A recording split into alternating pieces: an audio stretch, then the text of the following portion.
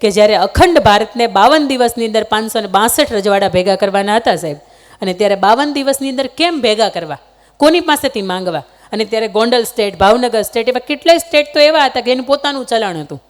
તમારી પોતાનું રાજ્ય હોય ને તમારી પોતાની કરન્સી હોય તો તમે કોઈક એમ કે અમને આપી દો, તમે ભળો, નો જ ભળો. તમે તમારા કરિયાવાળો કોઈને હાણચી કોઈને ન દો, એને તમે દહ રેણ વપરાય, એને દેહ રેણ કરાવો ને એ તમે વાપરો, ભલે અંજારની બજારમાં રોજ નવી મળતી હોય, પણ ન આપો તમે.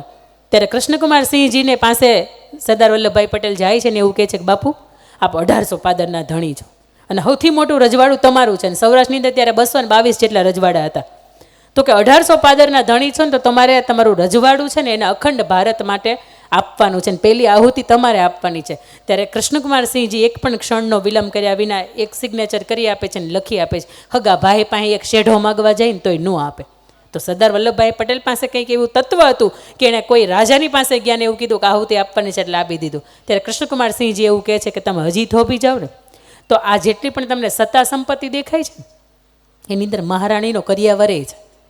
વિજયાબા, કુંવરબા, સાંઈબા ગોંડલના જે દીકરી હતા રાજકુમારી, એમના ઘરે હતા, એટલે કે એમનો કરિયાવરે છે. હું એમને પૂછી લઉં કે શું કરવું છે એનું. એને જો તમારી સાથે આપી દેવો તો મારી ના નથી, પણ એના પૂછ્યા વિના મારું કામ થાય નહીં.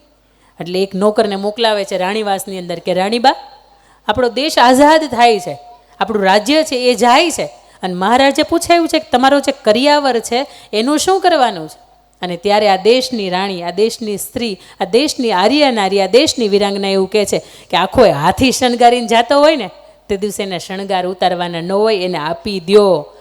અને આ પત્ની તરીકે જ્યારે 4 ફેરા ગોર મહારાજ ફરાવે ને તો સૌથી ફેરો હોય ધર્મનો, પછી અર્થનો, પછી કામનો ને પછી મોક્ષનો. સૌથી પહેલો ધર્મનો ફેરો અંદર એવું કહે છે કે પતિદેવ જ્યારે પણ કોઈ ધર્મના કામની અંદર આહુતિ આપતા હશે ને તો હું એ આહુતિ આપવા માટે હાથ એનો પકડી રાખીશ, એનો હાથ પાછો ખેંચી નહીં લઉં. એમાં ઘણા ભાઈઓ હશે ને એમ થતું હશે કે આપણે 2,51,000 આપણે આપણા નામના લખાવી દઈએ, પત્નીના જ નામ ઉપર કે બાના કે મમ્મીના જ નામ ઉપર લખાવાના હોય, છતાં એમ કે 2,51,000 ન્યા આપવા ને કે તમને એક હાર કરાવી દો.